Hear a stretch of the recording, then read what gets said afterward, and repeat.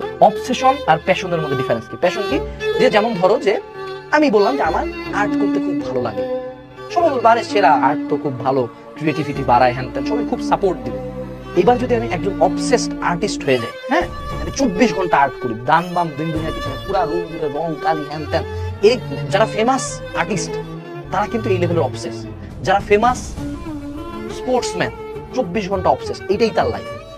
তুমি যদি লাইফে ভালো কিছু করতে চাও, ভালো জায়গায় চান্স পেতে চাও, সেটা বুয়েট, মেডিকেল, ঢাবি, জাবি, রাবি, চবি, খুবি, এনএসইউ, এনিথিং হোস, এটা তোমার ব্যাপার, তোমার লাইফ, এনিথিং হোস। তুমি যখন প্যাশনেট থাকবা তখন সবাই তোমাকে সাপোর্ট দিবে। বাট যেদিন তোমার মধ্যে অবসেশনটা চলে আসবে যে তুমি খাওয়া ঘুম না 24টা ঘন্টা তুমি এটা ছাড়া আর কোনো কিছু ভাবোই না, ভাবতে পারো না, তোমার পুরো লাইফ এটার উপর ডিপেন্ড করে, ওই দিন দেখবা যে আশপাশের মানুষের বলছে তুই পাগল নাকি, এত তো দরকার নেই, এইটাই দরকার, এইটাই দরকার। কারণ বাংলাদেশে দেখো, বাংলাদেশে ভালো ছাত্ররা একটা ভেষ ধরে থাকে যে আরে আমি বেশি পড়ি নাই, চান্স পাওয়াদের কথা শুনবো, আরে কিছুই পড়ে নাই, মনে করো বিড়ির আগুন দিয়ে পড়ে চান্স পাই গেছে, কিন্তু পাগলের মতো পড়ছে। বাংলাদেশের জনসংখ্যা অনেক বেশি, কম্পিটিশন প্রত্যেকটা ভর্তি পরীক্ষা অনেক বেশি।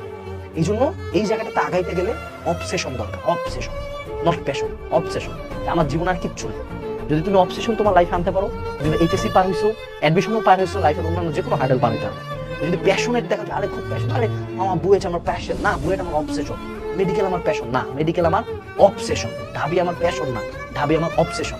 আমি প্রতিদিন সকাল থেকে উঠে ঘুমানোর আগে পর্যন্ত আমি শুধু এইটা নিয়ে চিন্তা করি, এটার জন্যই করি, এটার জন্য করি, তাহলে দেখবা ঠিকই সফলতা হোক, চান্স হোক, হয়ে যাবে।